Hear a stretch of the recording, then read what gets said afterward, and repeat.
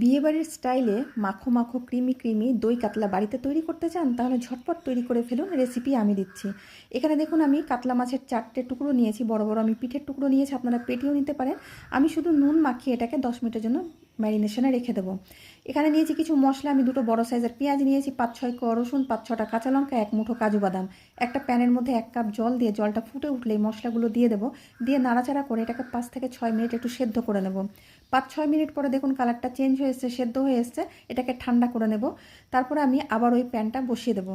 প্যানটাকে বসিয়ে দিয়ে দিলাম সাদা তেল। সাদা তেল দেওয়ার পরে এবার যে নুন মাখানো মাছটা আমি রেখেছিলাম, নুন মাখিয়ে সেই মাছটাকে দিয়ে আমি এটাকে ভেজে নেব। যেহেতু এটা দই কাতলা একটু সাদা সাদা হয় বলে আমি হলুদ বা লাল লঙ্কা গুঁড়ো আমি কোনো কিছুই ব্যবহার করব না। আপনারা ইচ্ছে করলে একটু সামান্য হলুদ দিতে পারেন।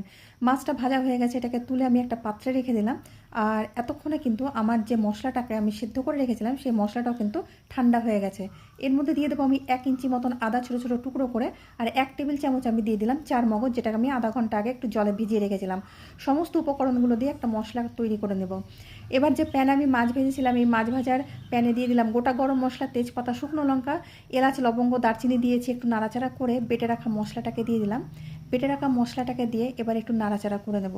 নাড়াচাড়া করে নিয়ে 2-3 মিনিট নাড়াচাড়া করে নিয়ে দিয়ে দেবো পরিমাণ মতো নুন। আর দিয়ে দেবো আমি 1 চামচ জিরের গুঁড়ো। আগেই বলেছি এখানে লাল লঙ্কা গুঁড়ো দেবো না, এটা রান্নাটা পুরোটাই সাদা সাদা হবে। জিরের গুঁড়োর নুনটাকে দিয়ে এটাকে 7 থেকে 8 মিনিট একটু কষিয়ে নেবো, যতক্ষণ না তেলটা ছেড়ে আসে। দেখুন তেলটা আমার ছেড়ে এসছে। এবার আমি দিয়ে দেবো 100 গ্রাম মতন ফ্যাটানো টক দই। আমি ঘরে পাতা টক দই দিয়েছি, আমি নিজেই দইটা পাতি। টক দইটাকে আমি আধা চামচ চিনি দিয়ে ফেটিয়ে রেখেছিলাম।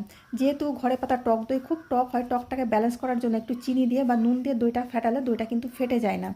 তো চিনি দিয়ে দইটাকে ফেটিয়ে রেখেছিলাম, সেই দইটা দিয়ে দিলাম। দইটাকে দেওয়ার পরে আবার আমি 8 থেকে 10 মিনিট কষিয়ে নেবো, যতক্ষণ না তেলটা ছেড়ে আসে। তেলটা ছেড়ে আসার পরে মিক্সার জারটা ধুয়েই আমি কিন্তু 1 থেকে 1.5 কাপ পরিমাণে জল দিয়ে দিলাম। নাড়াচাড়া করে নিলাম। গ্রেভিটা ফুটে আসলে ভেজে রাখা মাছটাকে দিয়ে দিলাম। ভেজে রাখা মাছটাকে দিয়ে একটু উল্টিয়ে পাল্টিয়ে নিয়ে এবার আমি ঢাকনা দিয়ে 10 মিনিটের মতন ফুটিয়ে নেব। আর দিয়ে দিলাম আমি গোটা কাঁচা লঙ্কা।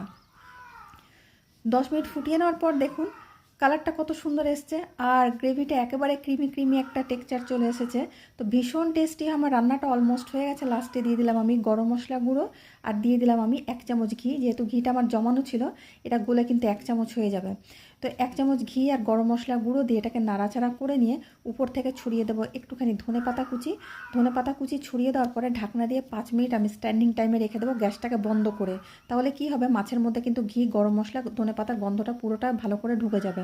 তো তৈরি হয়ে গেল আমার বিয়েবাড়ির স্টাইলে দই কাতলা। দেখে বুঝতে পারছেন যে গ্রেভিটা কতটা ক্রিমি হয়েছে আর দেখতে কতটা সুন্দর হয়েছে, আর খেতে কিন্তু এটা অসাধারণ টেস্টি।